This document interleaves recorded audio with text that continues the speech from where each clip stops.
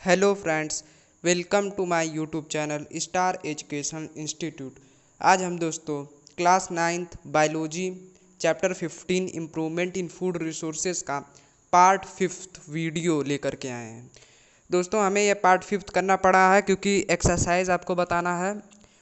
तो दोस्तों पार्ट 1 से पार्ट 4 तक में पूरा चैप्टर एक्सप्लेनेशन मैंने किया है, तो उसको ज़रूर देख लीजिएगा। तो दोस्तों आज मैं आपको एक्सरसाइजेज दोस्तों बताने जा रहा हूँ। एक्सरसाइजेज के पूरे क्वेश्चंस आपको जो शुरू शुरू में ये सब जो पूछता था क्वेश्चंस, आपको मैं बता दूं कि यहाँ पर यह क्वेश्चन इन सभी के आंसर आपको मिलेंगे। और यहाँ पर यह जो क्वेश्चंस है और यहाँ पर यह जो क्वेश्चंस है आप सब एनसीईआरटी की बुक में देखते होंगे। तो इन सभी के आपको मैं सॉल्यूशन बताने जा रहा हूँ और फैक्ट भी कुछ इस चैप्टर का बताने जा रहा हूँ। तो चलिए दोस्तों हम शुरू कर रहे हैं।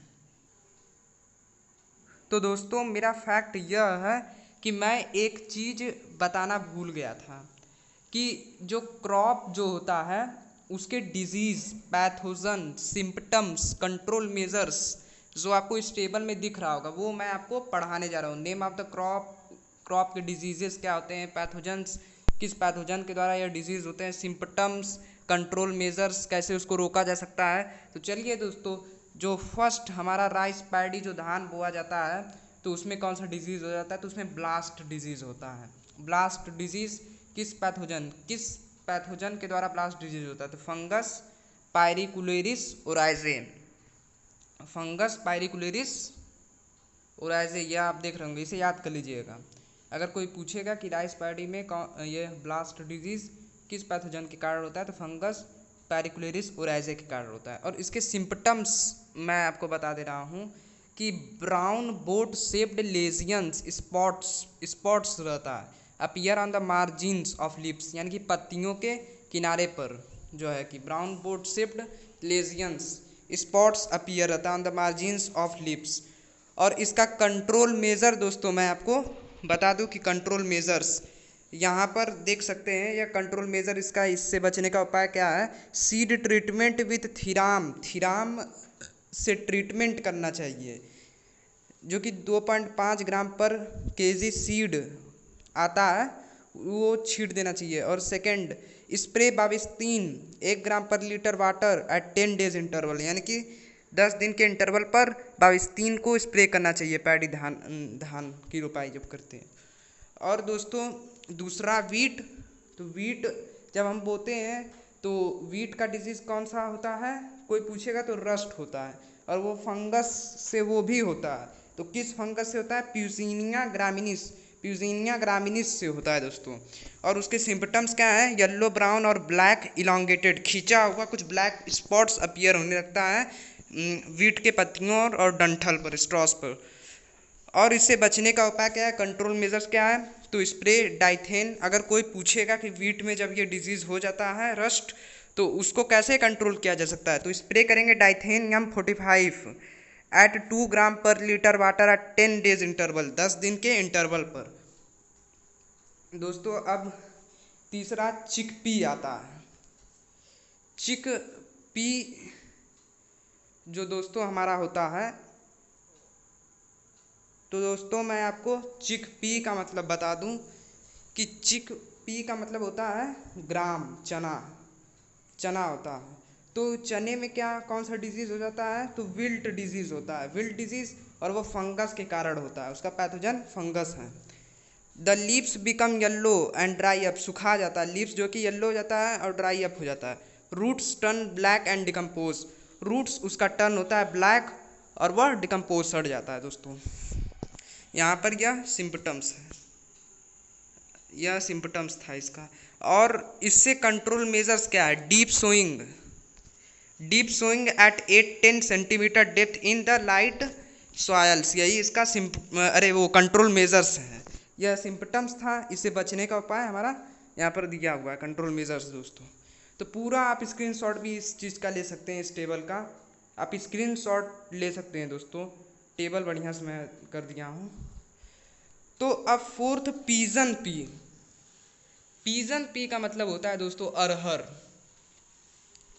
चिक पी का मतलब ग्राम होता है, और चिक पी का मतलब ग्राम चना, और पिजन पी का मतलब अरहर। तो अरहर में कौन सा डिजीज़ होता है, जब अरहर को बोते तो स्टेम रॉट डिजीज़ हो जाता है, नाम दिया गया है स्टेम रॉट। वो भी फंगस ही पैथोजन की वजह से होता है। और इसमें जो सिम्पटम्स है दोस्तों, symptoms development of brown to dark brown lesions on the stem near soil surface, यानी कि डेवलपमेंट हो जाता है ब्राउन टू डार्क ब्राउन, कुछ लेजियंस भद्दे हो जाते हैं on the stem near soil surface पर। और दोस्तों इससे इसका कंट्रोल मेजर क्या है, तो ग्रो सोरघम हमारा जो है कि फॉडर चारे वाला क्रॉप होता है। यह जो है कि सोरगम दोस्तों जो है अनवांटेड प्लांट वीड्स होता है, तो ग्रो सोरगम उगा देना चाहिए। And pigeon P mixed cropping, और पिजन पी और सोरगम का दोनों का मिक्स्ड क्रॉपिंग करके इसका कंट्रोल मेजर है, इससे हम बच सकते हैं पिजन पी के इस डिजीज़ से।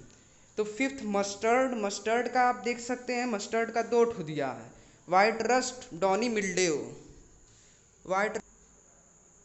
तो चलिए दोस्तों मैं मस्टर्ड का बता दूं तो 2, वाइट रस्ट और डॉनी मिल्डेव, दोस्तों 2 दिया है। फर्स्ट वाइट रस्ट दिया है और दूसरा डॉनी मिल्डेव दिया है दोस्तों। यह दोनों फंगस से होता है। दोस्तों आप बहुत ही प्रतीक्षा कर रहे होंगे, अभी मैं तुरंत एक्सरसाइज भी दोस्तों आपको बताने जा रहा हूँ। तो पहले ये देख लीजिए, वाइट रस्ट जो है इसका सिम्पटम्स क्या है, इसके लक्षण क्या हैं दोस्तों। तो वाइट और cream yellow scattered pustules appear on the lower surface of leaves, यानी कि पत्तियों के लोअर सरफेस पर पुस्टल्स अपीयर होने जाता है, वाइट कलर का या फिर क्रीम येलो जो कि स्कैटर्ड होता है। ये मस्टर्ड का डिजीज़ है वाइट रस्ट, तो इसका सिम्पटम्स यही है। तो इससे बचने का उपाय क्या है दोस्तों, तो स्प्रे डाइथेन Z.78 और डाइथेन M45 एट 2 ग्राम पर लीटर ऑफ वाटर, ये स्प्रे कर देना होता है, तो हम इससे बच सकते हैं दोस्तों। तो चलिए दोस्तों सेकंड की बात करें, डॉनी मिल्डेव भी यह मस्टर्ड का डिजीज़ है, यह भी फंगस से होता है दोस्तों। तो फंगस बड़ा हानिकारक है क्रॉप्स के लिए। येलो इरेगुलर स्पॉट्स होता है, अपीयर ऑन लिप्स पर येलो इरेगुलर स्पॉट्स होता है। In severe infection the inflorescence is malformed twisted and covered with white powder, से कुछ उसके लिप्स में कवरिंग हो जाती है जो कि खराब लगने लगता है। और यह इससे बचने के लिए स्प्रे द क्रॉप विथ 0.2% जीराम और मानेब, जीराम या मानेब जो कि स्प्रे कर देना है 0.2% दोस्तों। तो यह दोस्तों इसका आप स्क्रीनशॉट भी ले सकते हैं, जो मैं नेम ऑफ द क्रॉप का डिजीजेस और पैथोजन्स सिम्पटम्स कंट्रोल मेजर्स जो मैंने बताया है। तो चलिए दोस्तों अब मैं आगे बढ़ रहा हूँ एक्सरसाइज की ओर, आपको बताने जा रहा हूँ। तो चलिए दोस्तों मैं आपको एक्सरसाइजेस का सारा सॉल्यूशन बताने जा रहा हूँ, फर्स्ट से लेकर के 9 तक, और जितने बीच बीच में क्वेश्चंस दिया करते थे, पूछा करते थे, ये सब वगैरह उन सभी का मैं बताने जा रहा हूँ। तो चलिए दोस्तों मैं बताने जा रहा हूँ अभी तुरंत। तो दोस्तों एक्सरसाइज का सॉल्यूशंस आपके स्क्रीन पर आ चुका है दोस्तों। यह आप देखिए क्वेश्चन फर्स्ट आपके बुक में दिया था, what do we get from cereals, pulses, fruits and vegetables। तो the cereals wheat, rice, maize, millets and sorghum provide us carbohydrate, the pulses gram, pea, black gram, green gram, pigeon pea, lentil etc. give us protein, और fruit and vegetables give us carbohydrates, proteins, fat, vitamins, minerals and lots of fibers दोस्तों। Question second दोस्तों, question first हमारा हो गया, अब question second दोस्तों, question second है, how do biotic and abiotic factors affect crop production, कैसे biotic और एबायोटिक फैक्टर अफेक्ट करते हैं क्रॉप प्रोडक्शन। तो crop production can go down खराब हो सकता है due to biotic diseases, due to infection by viruses और fungi, insects and nematodes. And abiotic से कैसे, ड्रॉट, सैलिनिटी, सूखा पड़ जाना, water logging, heat, cold and Frost, stretches under different situations. तो यह दोस्तों इसका आंसर यहाँ पर रहा डिफरेंट सिचुएशन, के कारण जो है कि एबायोटिक और बायोटिक फैक्टर से कैसे ये इफ़ेक्ट होते हैं, यही था। इसका आप स्क्रीनशॉट भी दोस्तों ले सकते हैं। अब चलिए अगले पर मैं चलता हूँ। अब क्वेश्चन थर्ड है दोस्तों कि what are the desirable agronomic characteristics of crop for crop improvement, यानी कि डिज़ायरेबल जो एग्रोनॉमिक कैरेक्टरिस्टिक्स हैं, यानी कि जो लक्षण हैं क्रॉप इम्प्रूवमेंट करने के, कैसे क्रॉप इम्प्रूव होगा दोस्तों।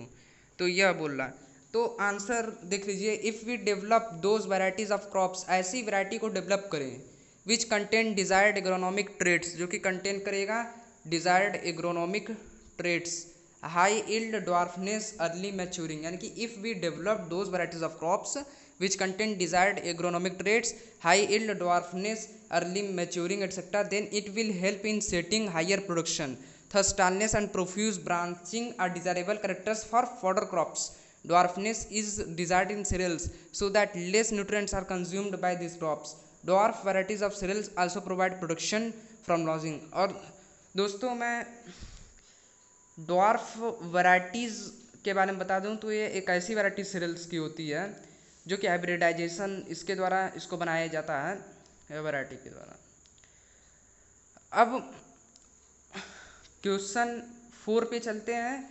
What are the macronutrients and why are they called macronutrients. Macronutrients होता क्या है और उसको क्यों कहा जाता है मैक्रोन्यूट्रिएंट्स। तो दोस्तों यह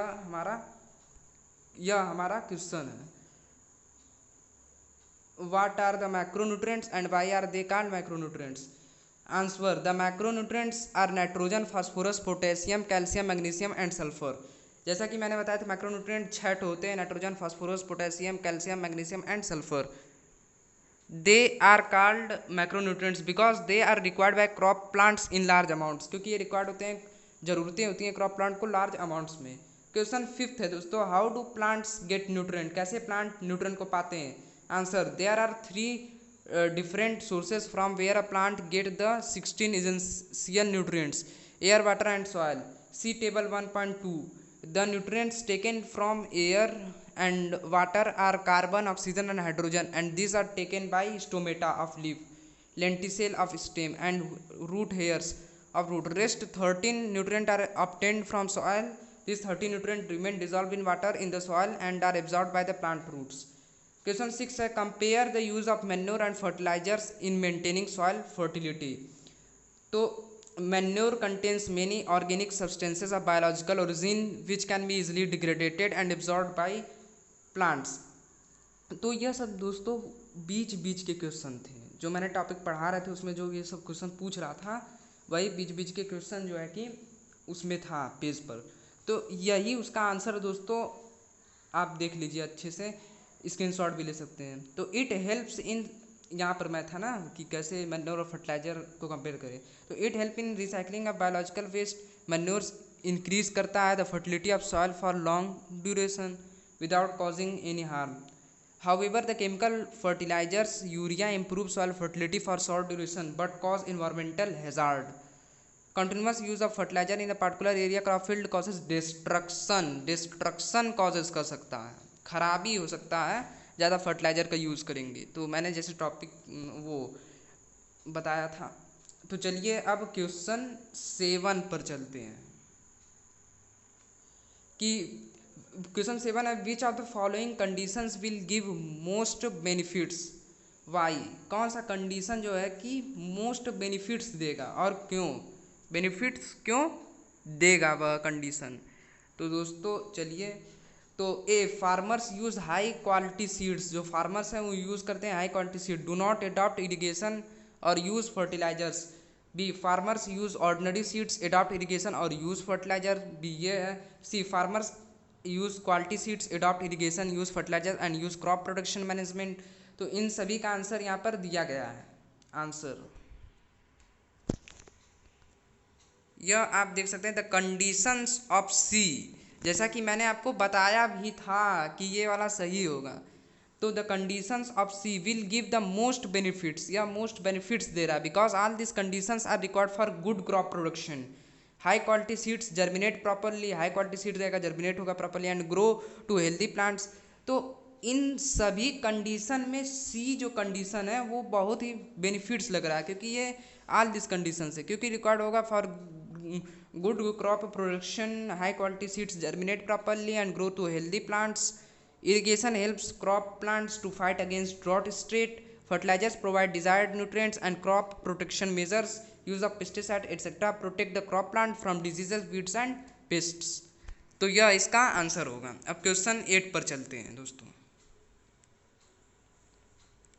क्वेश्चन 8 आपको यहाँ पर दिख रहा होगा, यह क्वेश्चन 8 है। Why should preventive measures and biological control methods be preferred for protecting crops. तो preventive measures such as use of resistant varieties of crops and biological control method should be preferred for protection of crops because they are ecologically safe, target specific and harmless to other life forms। अब question 9 है दोस्तों। Question 9 है what factors में be responsible for losses of grains during storage. तो कौन कौन से factor होते हैं जिनके वजह से लॉस हो जाता है स्टोरेज ऑफ ग्रेन्स के दौरान। तो यह फैक्टर्स आप दोस्तों स्क्रीन पर देख सकते हैं, उसका आंसर आप एकदम बढ़िया से नोट कर लीजिए। आंसर है these are two main factors responsible for loss during storage. Abiotic factors include first insects, grubs of pulse beetle, grubs and adults of rice weevil, wheat weevil, caterpillar of grain and floor। यहाँ पर जो आखिरी में दिख रहा है floor जो moth होता है, फ्लोर मोथ भी होता है। Larva and adult of rust red flour beetle, larva of rice moth and grubs and adults of lesser grain borer जो कि छिद्र कर देते हैं। और सेकेंड कौन कौन से रिस्पॉन्सिबल हैं फैक्टर, तो यही सब फैक्टर्स हैं। Two main factor abiotic factors हैं और बी जो है कि एबायोटिक फैक्टर, जैसा कि मैंने आपको उस टॉपिक को पढ़ाते वक्त ही जल्दी जल्दी बता दिया था। तो अब आप स्क्रीन से अच्छे से कॉपी पर लिख भी सकते हैं दोस्तों, तो लिख लीजिएगा कॉपी पर, यह सब आंसर है।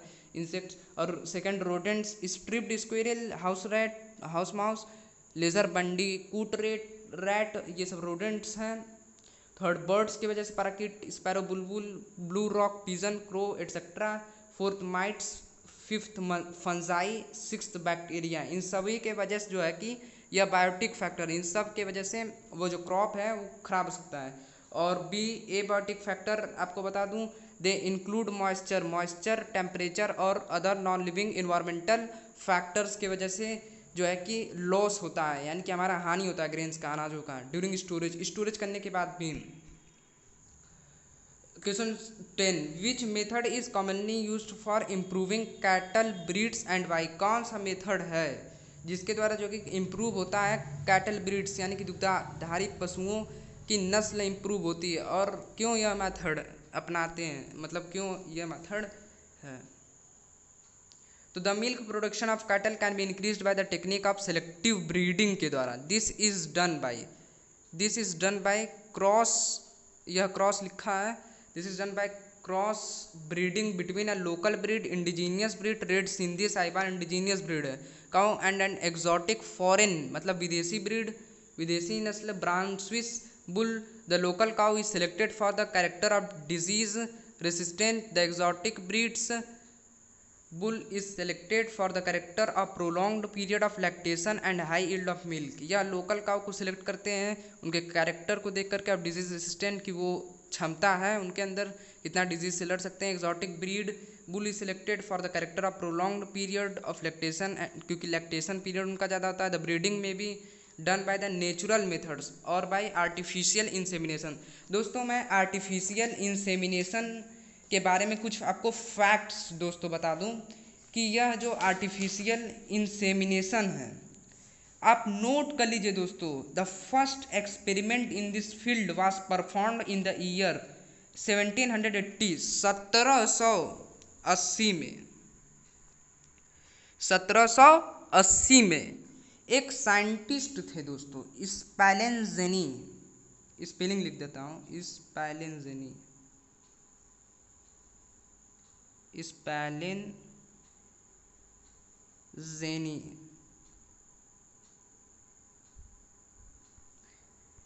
इन साइंटिस्ट ने सर्वप्रथम जो है कि परफॉर्म किया था ये आर्टिफिशियल इंसेमिनेशन, जो एक्सपेरिमेंट है artificial insemination, to obtain pups young ones of cow के यंग वंस को। More than 6,000 artificial insemination centres have been established in the different parts of India. 6,000 से ज़्यादा दोस्तों आर्टिफिशियल इंसेमिनेशन सेंटर को जो है कि स्थापित किया गया है आजकल के दौरान, टू बेनिफिट पाने के लिए द डायरीज, दूध दुग्धाहारी पशुओं के लिए बेनिफिट पाने के लिए, and farmers at village level. One such centre is located at Indian veterinary research. दोस्तों Indian veterinary research IVR, Indian veterinary research institute, Indian veterinary research institute दोस्तों मैं आपको बता दूं कि यह हमारा इज़्ज़त नगर है, इज़्ज़त नगर में है यह। और यही था मेरा फैक्ट दोस्तों आर्टिफिशियल इंसेमिनेशन के बारे में। तो आप आर्टिफिशियल इंसेमिनेशन अगर कोई पूछेगा कि फर्स्ट एक्सपेरिमेंट कौन से साइंटिस्ट किए थे, तो स्पेलेंजेनी ने किया था। स्पेलिंग भी मैंने लिख दिया है 1780 में। तो चलिए दोस्तों आगे बढ़ते हैं। अब ये जो ब्रीडिंग होता है डन बाय आर्टिफिशियल इंसेमिनेशन, इसमें इस प्रक्रिया में injecting the semen obtained from the desired bull into the reproductive tract vagina of the cow during fertility period, the desired characters are thus obtained in the next generation। ये इसका answer है question 10 का। आप question 11 में चलते हैं। Question 11 है discuss the implication of the following statement. It is interesting to note that poultry is India's most efficient converter of low fibre food stuff which is unfit for human consumption into highly nutritious animal protein food. तो answer है poultry birds utilized such agricultural products, जो poultry birds हैं utilized करता है such agricultural product which are unfit for human consumption.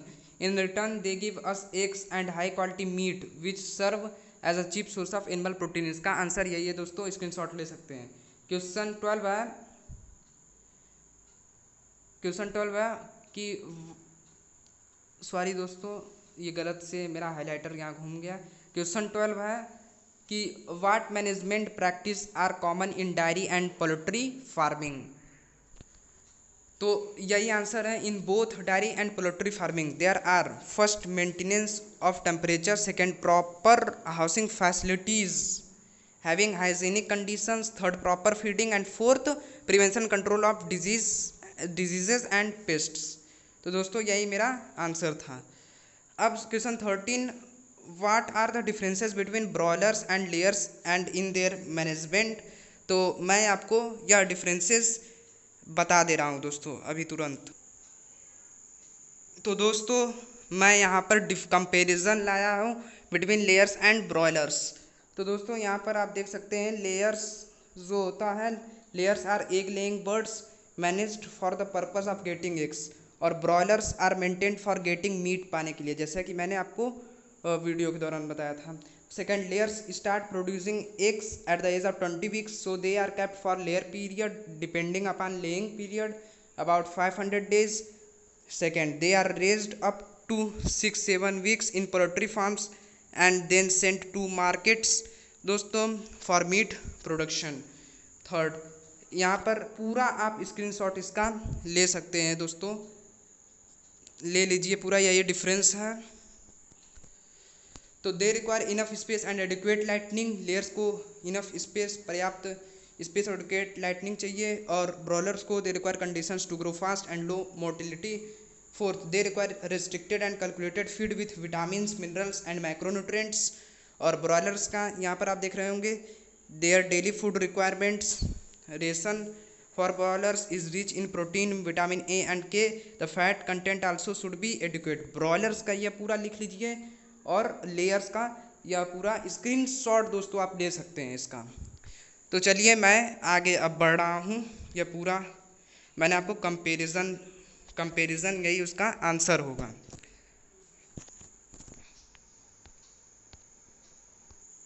तो दोस्तों मैंने अभी आपको बता दिया क्वेश्चन 13 का आंसर दोस्तों, मैंने तुरंत अभी आपको बता। तो दोस्तों मैंने जैसा कि अभी आपको यह आंसर बता दिया, question 14 how are fish obtained. तो आंसर देख लीजिए, there are two methods of obtaining fish.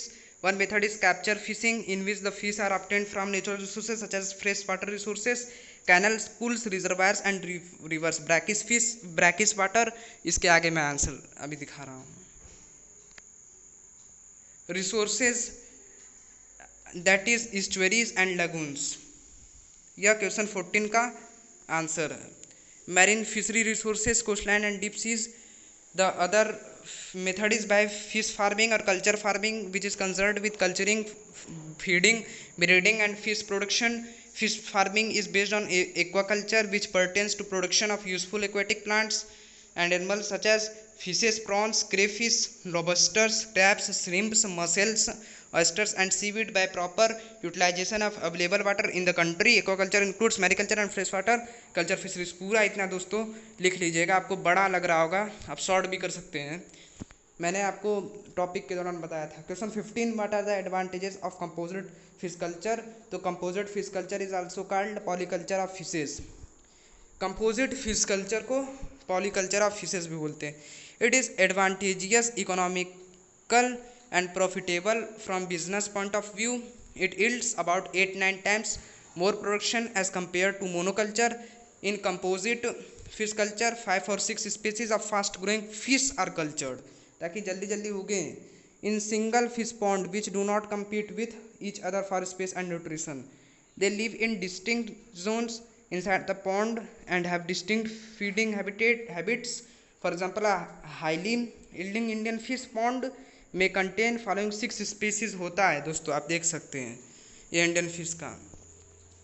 एक तो फर्स्ट सिल्वर कार्प। दोस्तों सिल्वर कार्प जो होता है विच इज़ अ सरफेस फीडर, जो कि surface feeder and feeds on phytoplankton. Catla which is also a surface feeder but it feeds on जू प्लांक्टन को जिसको जो अच्छा लगता है वो खाता है। और third rohu which is column feeder and feeds on detritus. Grass carp which feeds on aquatic include. सिर्फ ये खरपतवार को ग्रास कार्प एक ऐसी मछली है जो कि खरपतवार को खाती है। Fifth mrigal which is a bottom feeder and it feeds on detritus. मृगल भी देखिए दोस्तों, पूरा आप नोट कर लीजिएगा, यह पूरा अच्छे से दिया हुआ है। और sixth common carp which is जो कि ऑमनिवोरस है, विच इज़ ऑमनिवोरस बॉटम फीडर। ऑमनिवोरस मतलब सर्वाहारी है। तो अब दोस्तों चलते हैं क्वेश्चन नंबर 16 पर। What are the desirable characters of bee varieties suitable for honey production. तो answer, the desirable characters of bee varieties suitable for honey production are first they stingless, second they stay for longer periods in a given beehive, third they breed well, they produce comparatively more honey and wax। यह पूरा answer. Question 17 what is pasturage and how it is related to honey production। तो pasturage is the availability of flowers for nectar and pollen collection for the honey bee। यह पूरा screenshot ले लीजिए क्योंकि इसको मैं अभी हटाने जा रहा हूँ। The quality and taste of the honey is determined by the kind and quantity of pasturage. यह पूरा दोस्तों आपका आंसर है क्वेश्चन 17 तक। अब इसके आगे चलते हैं दोस्तों।